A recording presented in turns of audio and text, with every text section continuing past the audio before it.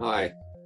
As we count down the final days for the opportunity to apply to and compete for the Radicle Carbon Soil Challenge with UPL, Kirk and I wanted to share with you a few final perspectives to encourage you entrepreneurs out there to be part of this challenge.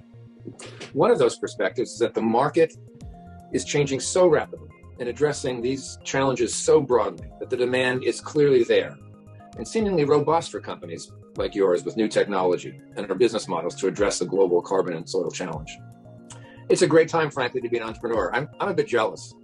Market demand is strong. Capital is shown it will support innovative companies. And our challenge with UPL is another demonstration of that durable market demand. Now, Kirk and I have previously shared some thoughts as part of an insight series on the Carbon and Soil Challenge. We'll wrap things up with this video and a perspective on the entrepreneurial landscape for innovation on carbon and soil. So let me turn to you, Kirk, and provide some perspective, if you will, on Radicle, what our purpose is and how the Carbon and Soil Challenge fits into that so well. Well, Neal, that's a great kickoff. And, you've been part and parcel to Radicle since our inception. And you know that we've been thinking about sustainability and how carbon and soil fits into the entire sustainability umbrella when it comes to ag and food. In fact, I think a lot of people don't realize that 34% of greenhouse gas emissions come from food production.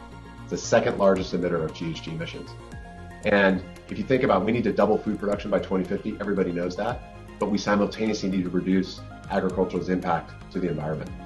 So how are we going to reduce carbon emissions and really make the soil healthy so we can start producing more food per unit of land, more calories per unit of land, getting it to the people who need it most in a way that's environmentally friendly or more environmentally friendly?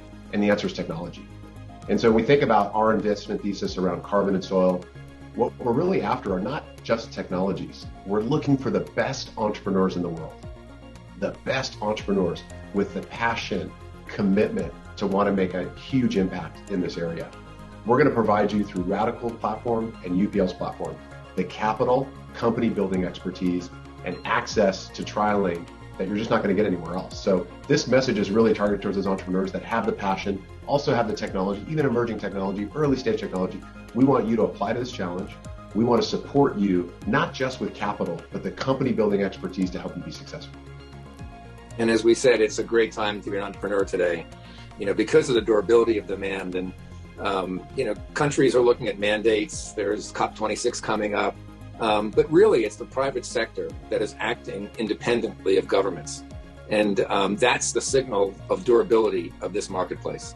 Kirk, you and I lived through the aughts when we were both CEOs in the biofuels era and working on second generation, next generation biofuels. We looked to the Obama administration to set out a legislative package that would create demand for this market. That market didn't materialize. It shows the challenge of relying on the government, but the private sector is really stepping in here. And you can see it in a range of ways. And of course, carbon is not just an ag issue. And so you see it across many industries. You see it when Ford commits to over $10 billion to build 3 battery factories and a new plant for electric vehicles. You see it when all the automobile companies, many of them, are committing to eliminating combustion vehicles in 5 or 10 years. Wow. And of course, we see it in the ag sector ourselves with multinationals partnering in many ways to create vehicles to pay farmers for the carbon they sequester when they farm. And so those signals are really durable for entrepreneurs already. Yeah, and it's incredible to see how consumers are responding and how the large food companies, the global food companies are really embracing this. They put a stake in the ground. And just to further augment what you said, they are demanding on themselves to provide more sustainably produced food. And I think that's a great opportunity for our growers. They've been great stewards of the land and they frequently get no credit for that. And with the implementation of these new digital tools and with consumers willing to pay more, with large food companies willing to pay more to help consumers get more connected to their food, I think this is the most incredible time to be a food and ag tech entrepreneur, especially focusing on sustainability issues like the Radicle Carbon and Soil Challenge by UPL. Yeah, I couldn't agree more, of course. And, as you wrap up, I just want to remind everyone out there who's working across the supply chain anywhere, you have a business model, you have customers in mind, but you may find that actually you're addressing the carbon and soil challenge without even being sort of focused on it, every day as you approach the market.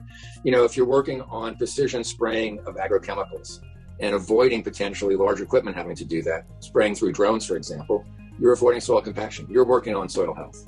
If you are working on livestock feed in a way that leads to greater efficiency, right? You may be working on livestock health. you're also working on a carbon challenge. So think deeply as an entrepreneur about what you're doing. If you have questions about your business and does it fit into this challenge, reach out to Kirk and myself.